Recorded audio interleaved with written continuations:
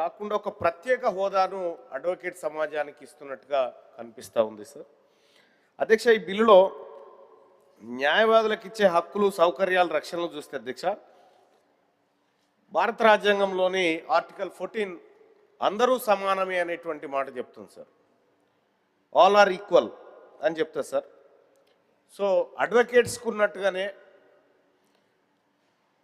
ఒక జర్నలిస్ట్ పైన దాడి జరిగితే, ఒక గవర్నమెంట్ టీచర్ పైన దాడి జరిగితే, ఒక ఆర్టీసీ డ్రైవర్ మీద, ఒక రెవెన్యూ అధికారి మీద, ఒక ఎలక్ట్రిసిటీ ఉద్యోగి మీద దాడి జరిగితే, ఎవరి మీద దాడి జరిగినా, ఎవరిపైన ఇవి జరిగినా కూడా అవి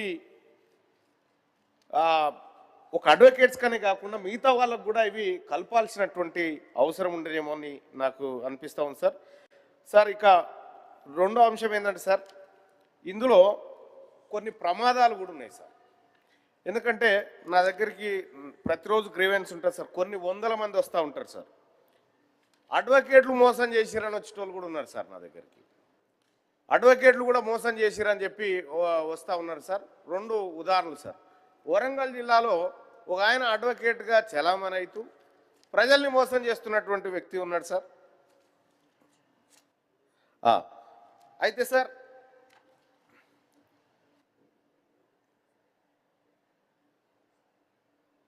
ఓకే సార్. సార్, అలాగే సార్, ఇక్కడ వరంగల్లో ఆయన బెదిరింపులకు పాల్పడుతూ, అడ్వకేట్ని అని చెప్పి బెదిరింపులకు పాల్పడుతూ భూ కబ్జాలలో ఒక ఆయన సార్, ఇంకొక ఆయన యాక్సిడెంట్లు కేసులు నేనే చేస్తా అని చెప్పి ఆయన చెక్కుల మీద సంతకాలు పెట్టుకొని ఇంకొక ఆయన సార్. ఇట్లా అడ్వకేట్లు కూడా మోసాలు చేస్తున్నారు సార్. ఒరిజినల్గా బాధితులైనటువంటి అడ్వకేట్లకి ఈ చట్టం అవసరం సార్. కానీ కొంతమంది ఇటువంటి కార్యక్రమాలు చేసే వాళ్ళకు ఇటువంటిది ఒక వేరే ఆయుధంగా మారేటువంటి అవకాశం ఉంటుంది సార్. సార్, ఈ చట్టం అడ్వకేట్లకైనా లాయర్లకు కూడా వర్తిస్తుందా సార్? వాళ్ళు వేరు, వీళ్ళు వేరు.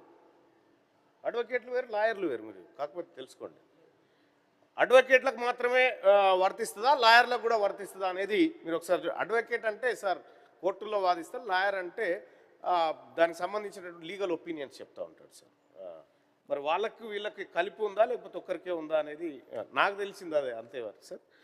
సార్, ఇక సార్, ఇది ఒక ప్రత్యేక రక్షణ కవచం లాగా అడ్వకేట్స్ ఉన్నటువంటి సందర్భంలో సార్ మరి నేరం చేసినటువంటి వ్యక్తి ముందుగా పౌరుడా లేక న్యాయవాద అనేటువంటి అంశం కూడా దీంట్లో చాలా చాలా విషయాలు ఉన్నాయి సార్. కాంట్రవర్సీతో కూడినటువంటి, నేను దానికి బోదలుచుకోలేదు. ఎందుకంటే మంచి చట్టం వచ్చినప్పుడు స్వాగతించాలి, కానీ ఇంకా దానికి అపశకనాలు చెప్పకూడదు అనేది ఒకటి అనిపిస్తుంది. అయినా కూడా కొన్ని జాగ్రత్తలు తీసుకోవాల్సినటువంటి అవసరం ఉంది సార్. అయితే సార్ ఇక్కడ ఈ బిల్లులో కనిపిస్తున్న ఒక ప్రమాదకరమైనటువంటి ఒకటి రెండు అంశాలు చెప్తాను సార్. న్యాయవాదిని అరెస్ట్ చేయడాన్ని ప్రత్యేక ప్రక్రియకు కట్టిపడేయడం సార్. ఈ ప్రభుత్వం చెప్పాల్సిన అవసరం ఏంటంటే, ఒక నేరం జరిగితే భారతీయ నాగరిక సురక్షా సంహిత ప్రకారం పోలీసు వ్యవహరించాలా లేక ఇతను అడ్వకేట్ అని చెప్పి వేరే చట్టం చూసి అడుగు వేయాలా, ఎట్లా అనేది ఒకటి తేలాల్సినటువంటి అవసరం ఉంది సార్. ఒక నేరం చేసిన సాధారణ పౌరుడికి ఒక చట్టం, న్యాయవాదికి ఇంకో చట్టం అనేటువంటి అంశాన్ని కూడా చెప్పాల్సినటువంటి అవసరం ఉంది సార్. ఇది ఏ రాజ్యాంగ సూత్రం ప్రకారం చేస్తున్నారనేది సార్. ఇక అదే సార్, ఇదే బిల్లులో అడ్వకేట్ అయితే ఒక ప్రక్రియ, మిగతా వారు అయితే ఇంకో ప్రక్రియ అనేటువంటి భావన కనిపిస్తూ ఉంది సార్ ఈ బిల్లులో. మరి ఇది రక్షణ కాదు అధ్యక్ష, ఇది ప్రత్యేక రాయితీ కింద కనిపిస్తూ ఉంది అడ్వకేట్ సోదరులకు. సార్, ఇక కేసు నమోదు ముందు సార్ కమిటీలు, పరిశీలనలు, బాధితుడికి న్యాయం ఆలస్యం అనేటువంటి అంశం తీసుకుంటే అధ్యక్ష, ఈ బిల్లులో కొన్ని చోట్ల కనిపిస్తున్న విధానం ఏంటంటే సార్, న్యాయవాదిపై ఫిర్యాదు వచ్చినా లేక న్యాయవాది సంబంధిత వ్యవహారమైనా ముందుగా ఒక వ్యవస్థ, ఒక పరిశీలన, ఒక ఫిల్టర్, ఒక పరిమితి ఉంటుందని చెప్తా ఉన్నారు అధ్యక్ష. దీని అర్థం ఏమిటి? సాధారణ మనిషిపై ఎఫ్ఐఆర్ వేయడం సులువు, కానీ న్యాయవాది విషయంలో ముందుగా అదనపు మెట్లు, అంటే ఒక వ్యక్తి పైన ఏదైనా ఫిర్యాదు చేస్తే ఎఫ్ఐఆర్ ఫస్ట్ ఇన్ఫర్మేషన్ రిపోర్ట్ కింద ఎఫ్ఐఆర్ చేస్తారు. కానీ న్యాయవాది మీద ఫిర్యాదు వస్తే కాదు, కుదరదు సార్. ఫస్ట్ దాని మీద ఒక విచారణ, దాని మీద ఒక కమిటీ, దాని మీద ఒక వ్యవస్థ, అంటే ఇవి చాలా డిఫరెంట్గా కనిపిస్తూ ఉంది సార్. ఇక అంటే అటువంటి చట్టం ఈ సమాజం పైన, ఈ సమాజంలో ప్రతి ఒక్కరికి ఉంటే బాగుంటుంది అనేది ఏముంది సార్. నిర్ణయాల ఎవరి మీద కోపం వచ్చినా కూడా ఓ ఫిర్యాదు ఇస్తే కథం ఎఫ్ఐఆర్ నమోదవుతుంది సార్. ఏదంటే అది చేయొచ్చు కదా దాంతో.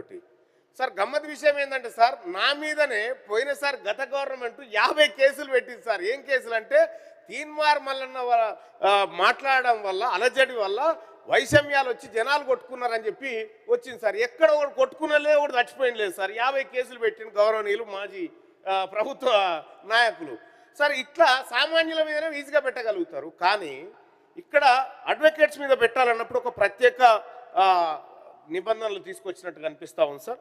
సార్ మరి అది తేవడం మంచిదే, కానీ మిగతా వాళ్ళకు కూడా ఉంటే బాగుంటుంది అనేది ఒక ఒపీనియన్ సార్. ఎవరిని కూడా ఉత్తగా వేధించడానికి వీల్లేదు సార్, వేధింపులకు గురి కాకూడదు సార్. ఇక అట్లాగే సార్ ఇంకో పెద్ద ప్రమాదం ఏంటంటే సార్, ఈ ఫిల్టరింగ్ వ్యవస్థ నిజమైన ఫిర్యాదులను కూడా చల్లార్చే ప్రమాదం అవుతున్నది సార్.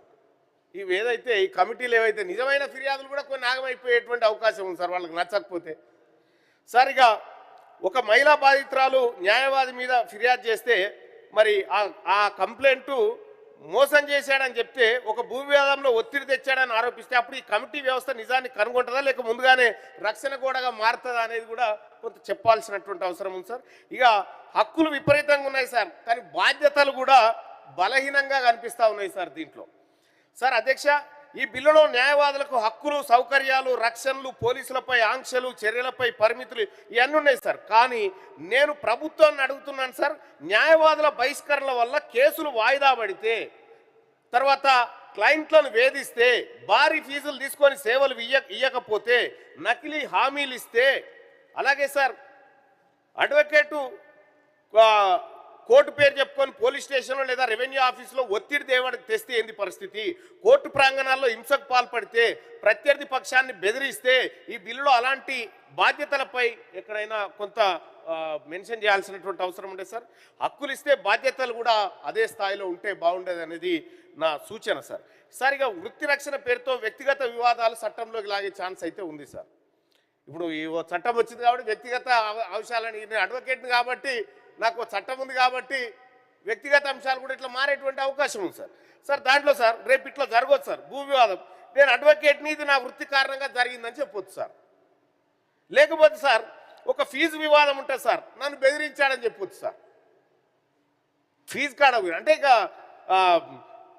సార్ ఇక కస్టమర్ అసంతృప్తి నా వృత్తిలో జోక్యం అని చెప్పి కూడా చెప్పే అవకాశం ఉంది సార్. కాబట్టి ఇది నేను పబ్లిక్ పాయింట్ ఆఫ్ వ్యూలో కొన్ని సూచనలు చేస్తూ ఉన్నాను సార్. సార్ స్థానిక గొడవ న్యాయవాది మీద దాడిగా మలిస్తే ఇక మరి అది ఈ చట్టానికి, ఈ చట్టం ఒక మంచి ఒక ఉద్దేశంతో రాష్ట్ర ప్రభుత్వం తెచ్చినప్పుడు దాన్ని మిస్యూజ్ చేసేటువంటి అవకాశాలు కూడా ఉన్నాయి అనేటువంటి విషయాన్ని తమరికి తెలియజేస్తూ ఉన్నా అధ్యక్ష. ఇప్పటికే ఉన్న చట్టాలను పక్కకు పెట్టి కొత్తగా చట్టం తేవడం వల్ల అదనంగా అడ్వకేట్ సమాజానికి ఈ ప్రభుత్వం ఏం చెప్పాలనుకుంటుంది, మా ప్రభుత్వం తెచ్చినటువంటి చట్టం ద్వారా ఇగో ఇలాంటి రక్షణ కలుగుతూ ఉంది. చాలామంది సార్ మంత్రి గారు చెప్పినట్టుగా పట్టపగటిలి రోడ్ల మీద హత్యలు జరిగినాయి సార్, అనేక మంది అడ్వకేట్లను చంపేసినారు సార్. ఎక్కడ నిజం చాలా వాస్తవాలు కూడా జరిగినాయి సార్, దాంట్లో తప్పు కాదంటలేదు సార్. కానీ సార్ మరి ఇప్పటికే కొన్ని చట్టాలు ఉన్నాయి సార్, ఆ చట్టాలను కాదని మించిన ప్రయత్నం ఏం చేస్తూ ఉంది ప్రభుత్వం అనేది చెప్పాల్సినటువంటి అవసరం ఉంది సార్. ఇక సార్ కోర్టు ధిక్కార చట్టం లేదు, అడ్వకేట్స్ యాక్ట్ లేదు సార్. ఇక ఇంకా కొన్ని విషయాలు, 1-2 విషయాలు చూస్తే సార్ కంక్లూడ్ చేస్తున్నాను సార్. సార్ ఈ చట్టం తెచ్చే కంటే ముందు ఒక ఉదాహరణలో 5-6 చెప్పినారు సార్ ఎక్కడెక్కడ ఏమేమి జరిగినాయని. కానీ ఒక డాటా ఉండాల్సిండే సార్. మనం రేపు ఇంకొక రాష్ట్రం కూడా ఇట్లాంటి చట్టం తేవడానికి ఇది ప్రామాణికం కావాల్సినటువంటి అవసరం ఉండే సార్. తెలంగాణ రాష్ట్రంలో 2014 నుంచి ఇప్పటి వరకు ఎంతమంది అడ్వకేట్స్ పైన దాడులు జరిగినాయి, అందులో నిజంగా జరిగిన దాడులేని, వృత్తిపరమైనటువంటి దాడులేని అనేటువంటిది కూడా మా సభ్యులకు అందజేస్తే బాగుండేది సార్. మాకు కూడా కొంత అవగాహన వచ్చేది దాని మీద మాట్లాడడానికి. ఇంకా బిల్లులు ఇప్పుడే పెడతారు, ఇప్పుడే దాని గురించి మాట్లాడమంటారు సార్, దాని మీద ప్రిపేర్ ఉండదు, ఏముండదు. ఇంకా మేమేదో దాన్ని ఎక్కడో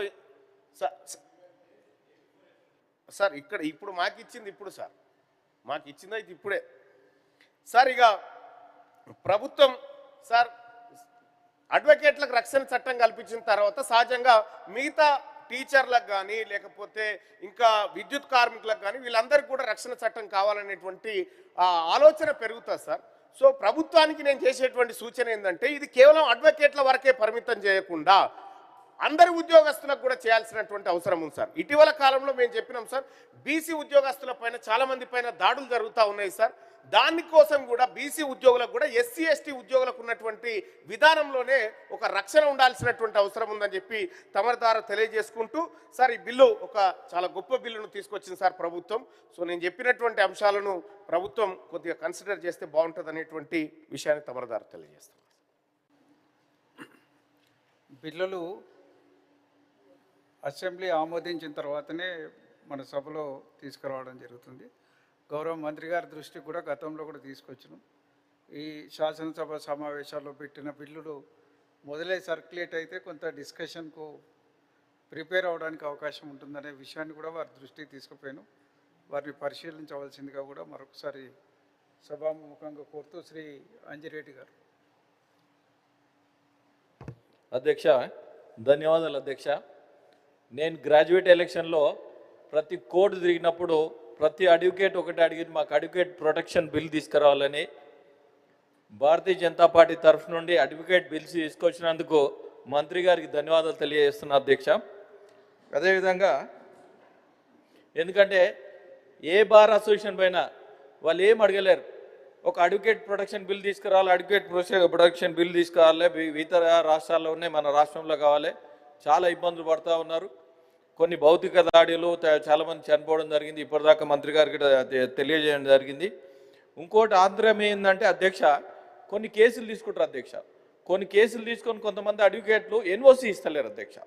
వేరే అడ్వకేట్కి ఇద్దామంటే ఎన్ఓసి ఇస్తలేరు. దీనికి ఏదన్నా ఒక మంచి ప్లాన్ చేసుకొని ఎన్ఓసి ఇచ్చేటట్టు